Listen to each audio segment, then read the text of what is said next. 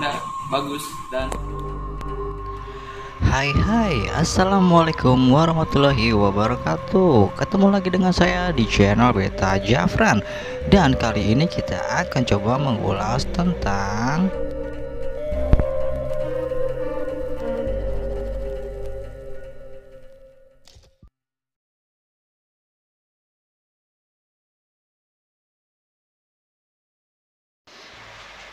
ikan cupang atau dikenal sebagai betta fish adalah salah satu ikan hias yang memiliki warna terang dan sering ditemukan dalam botol kaca atau toples kecil di toko ikan. Dan secara lebih detail, ikan ini umumnya ditemukan hidup pada saluran irigasi sawah dan saluran kecil sungai yang memiliki iklim tropis. Selain itu, cupang juga dapat hidup pada daerah dengan intensitas hujan yang bervariasi. Mungkin dari hujan yang relatif jarang pada musim kemarau hingga hujan sedang, sehingga sering pada musim hujan. Hal ini menyebabkan sebaiknya ketika dipelihara, ikan cupang disimpan pada wadah yang cukup hangat pada kisaran suhu antara 22 Celcius hingga 26 derajat Celcius. Biasanya ikan cupang ditemukan di daerah sawah dan daerah aliran sungai. Daerah teritorial yang dikenal sebagai fighting fish ini biasanya mencakup 90 cm3. Area yang menjadi tempat tinggal ikan cupang biasanya dangkal atau hanya berupa genangan dan dipenuhi oleh vegetasi di sekitarnya. Habitatnya juga relatif memiliki arus yang pelan dan pada musim kemarau dapat dengan mudah menguap kemudian kering. Ketika fenomena kekeringan terjadi, biasanya ikan cupang tetap dapat bertahan hidup karena memiliki alat bantu bernapas yang disebut labirin. Organ ini membantu ikan cupang untuk mengambil oksigen dari langsung dan udara. Jika Anda memelihara ikan cupang, tentu tidak kaget dengan sifatnya yang suka melompat. Hal tersebut merupakan naluri yang dimilikinya ketika di alam untuk berpindah dari perairan yang dangkal ke badan air yang lebih besar. Dan perlu Anda ingat bahwa ikan cupang memang dapat hidup dalam wadah yang kecil seperti botol atau toples karena menyerupai habitat asli di dalam alamnya. Dan di video kali ini kita akan coba menampilkan bagaimana cara merawat ikan cupang dalam toples menggunakan garam biru. Manfaat garam ikan ini tidak lain karena garam jenis ini hanya mengandung senyawa NaCl saja. Pasalnya, jika ada senyawa lain yang terkandung di dalam garam tersebut dikhawatirkan justru memberi pengaruh buruk pada pertumbuhan serta perkembangan ikan yang dipelihara. Beda dengan garam dapur yang umumnya sudah diperkaya dengan yodium. Di dalam garam ikan tidak terkandung mineral tersebut, maka tidak heran jika banyak yang sering menyebut garam ikan dengan garam tidak beriodium. Dan salah satu manfaat garam ikan tersebut sebenarnya diberikan demi mencegah timbulnya luka pada ikan hias yang bisa datang kapan saja akibat ada ketidakseimbangan larutan antara ikan dengan lingkungan tempat tinggalnya.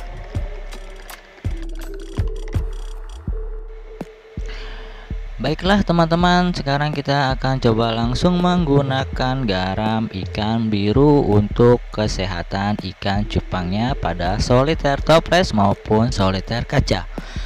Bagaimana tutorialnya? Teman-teman saksikan terus video ini ya. Nah teman-teman, sekarang kita akan coba tutorial garam biru untuk ikan cupang ya. Jadi garam birunya seperti ini ya.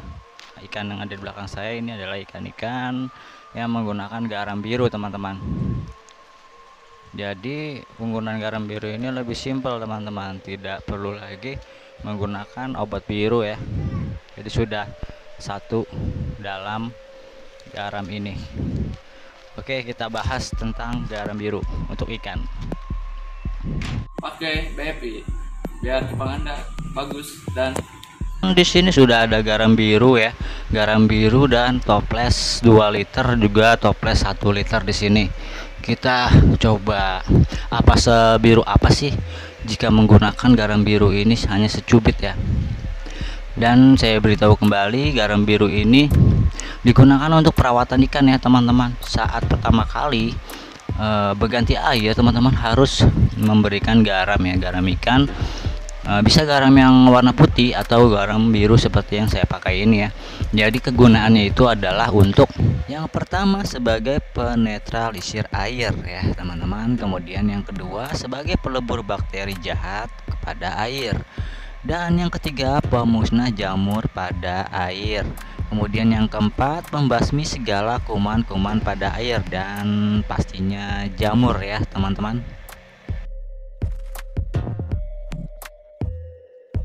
Kan juga hanya pertama kali pergantian air itu teman-teman harus menggunakan garam ikan yang warna putih atau garam biru atau garam dapur juga bisa teman-teman. Kalau garam ikan ini tidak ada yodium ya, tapi garam dapur itu ada yodiumnya, tapi bisa dipakai untuk ikan cupang ya. Jadi pemakaiannya itu hari pertama aja untuk membunuh bakteri ya pada air, dan sebelum juga airnya harus diendapkan dulu 1 hari ya. Jika teman-teman menggunakan air sumur yang ditampung di toren, itu mungkin tidak perlu lagi diendapkan karena sudah mengendap di dalam toren ya teman-teman ya. Jadi jika menggunakan air pump juga teman-teman harus mengendapkan. Kalau air pump ini mengendapkannya di ember besar ya teman-teman, diendapkan 1 hari, kemudian setelah 1 hari teman-teman ambil airnya yang bagian sini ya, kurang lebih 2 cm dari atas, itu bisa diambil secara perlahan, kemudian yang bagian bawahnya itu dibuang. Jadi teman-teman menggunakan yang bagian ya setengah lah dari sinilah, itu bisa diambil untuk ikan ya teman-teman ya. Oke, langsung aja teman-teman bisa lihat bagaimana birunya air ini menggunakan 1 cubit dari garam biru ya, dari garam biru dari toples 1 liter dan toples 2 liter. Oke, langsung aja kita ambil 1 cubit untuk toples 1 liter ya teman-teman.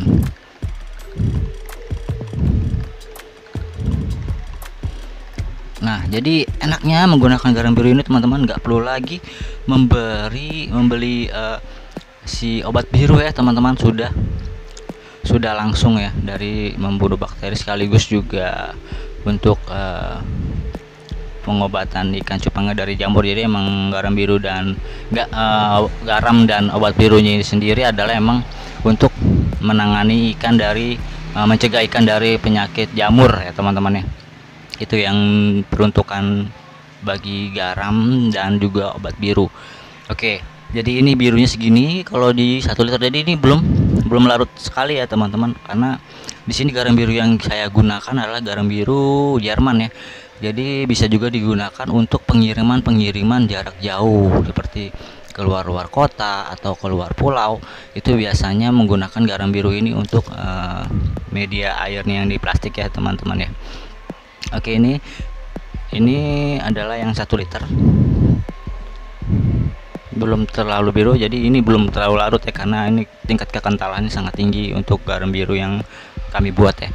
Kemudian yang di toples 2 liter ya, kita coba untuk 1 cubitnya. Ini kita masukkan langsung. Tangan saya sampai biru tuh.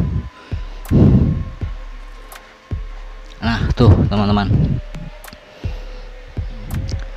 nanti saya akan coba aduk ya semana birunya, teman-teman bisa lihat ya.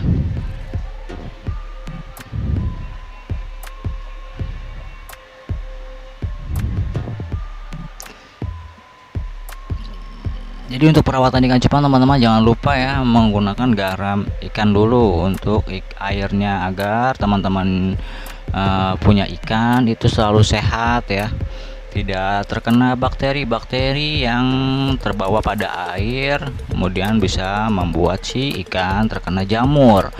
Jadi teman-teman biasakan menggunakan garam ikan atau garam dapur juga bisa. Hanya bedanya untuk garam ikan tidak ada yodium ya, untuk garam dapur ada yodiumnya.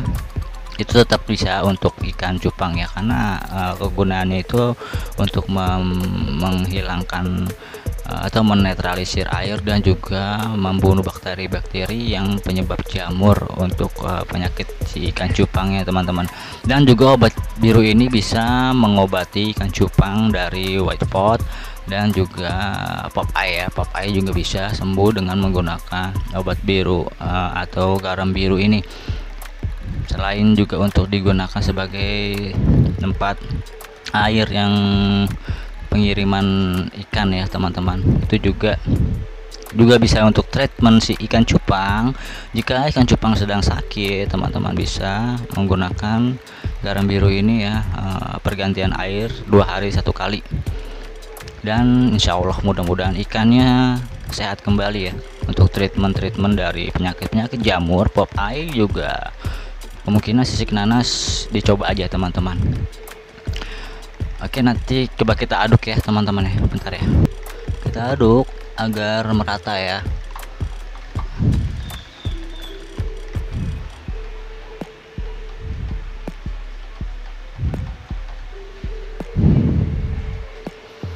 Nah, ini untuk di toples tipis teman-teman ya, kalau hanya 1 cubit tipis aja nih, tipis ya.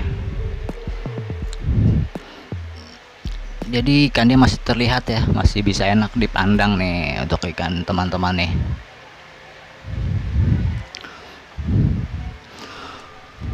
Baiklah teman-teman, sampai di sini dulu ya.